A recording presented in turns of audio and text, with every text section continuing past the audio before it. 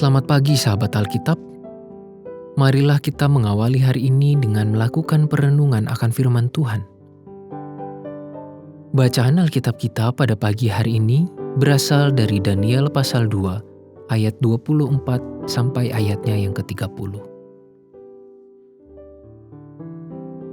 Sebab itu pergilah Daniel kepada Arioh yang telah ditugaskan raja untuk melenyapkan orang-orang bijaksana di Babel. Maka pergilah ia serta berkata kepadanya demikian. Orang-orang bijaksana di Babel itu jangan kau lenyapkan.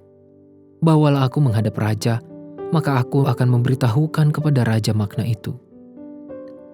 Arioh segera membawa Daniel menghadap raja, serta berkata kepada raja demikian.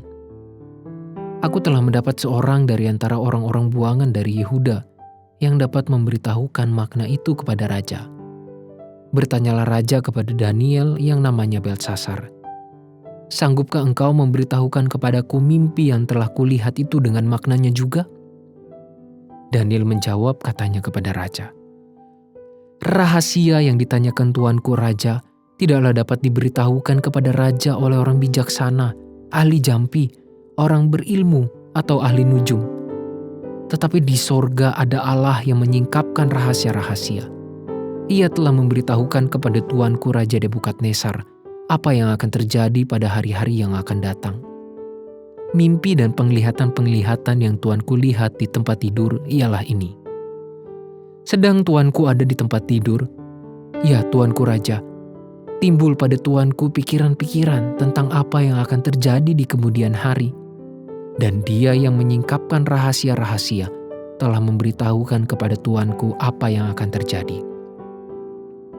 Adapun aku, kepadaku telah disingkapkan rahasia itu, bukan karena hikmat yang mungkin ada padaku melebihi hikmat semua orang yang hidup, tetapi supaya maknanya diberitahukan kepada tuanku raja, dan supaya tuanku mengenal pikiran-pikiran tuanku. Terdapat dua hal menarik yang menjadi perhatian utama dalam bacaan kali ini, yaitu, pertama, pada saat Daniel menerjemahkan mimpi Nebukadnezar, ia tidak sekadar melakukan tugas, namun juga menjadi saluran berkat bagi orang lain. Tindakannya tersebut telah mendatangkan keselamatan bagi nyawa setiap orang bijaksana di kerajaan Babel, seperti yang muncul pada ayat 24. Kedua, tindakan Daniel juga menjadi sebuah kesaksian iman tentang kuasa Allah seperti yang diceritakan pada ayat 28 sampai ayat 30. Ia tidak sekadar menerjemahkan mimpi, melainkan juga mempersaksikan bahwa semua itu merupakan bentuk kuasa Allah yang ditampilkan melalui potensi dirinya. Semua hal tersebut muncul secara bersamaan pada saat Daniel menggunakan potensi yang ia miliki. Dalam hal ini adalah hikmat untuk menerjemahkan mimpi Nebukadnezar. Sahabat Alkitab, segala potensi yang ada di dalam diri tidak hanya berguna untuk kita secara eksklusif, tetapi juga dapat menjadi saluran berkat bagi orang lain, sekaligus sebagai kesaksian iman tentang peranan Allah dalam kehidupan kita. Namun, untuk mewujudkan hal tersebut, kita perlu terlebih dahulu membangun kesadaran bahwa potensi diri semestinya kita optimalkan untuk mendatangkan kebaikan bagi orang lain.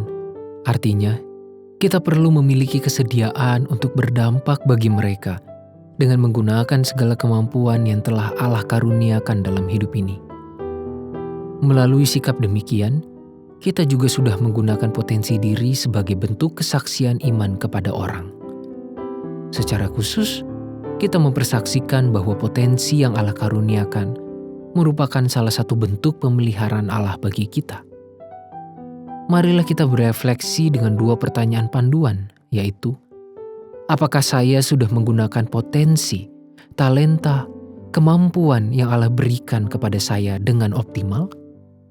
Dan, apakah potensi itu sudah menjadi berkat bagi orang lain? Selamat menggunakan potensi diri untuk menjadi saluran berkat bagi orang lain, sekaligus sebagai sebuah bentuk kesaksian iman tentang peranan Allah dalam kehidupan kita. Marilah kita berdoa. Ya Allah, kami datang ke hadapan-Mu. Kami memohonkan pimpinan Roh Kudus untuk membimbing kami mengoptimalkan segala potensi, segala talenta, segala kemampuan yang Tuhan berikan kepada kami. Sehingga biarlah melalui semua itu dapat kami wujudkan dan kami pun mampu menjadi saluran berkat bagi orang lain. Dan kami mempersaksikan bagaimana pemeliharaan Allah selalu nyata dalam hidup kami. Di dalam nama Tuhan kami Yesus Kristus, kami berdoa dan memohon. Amin.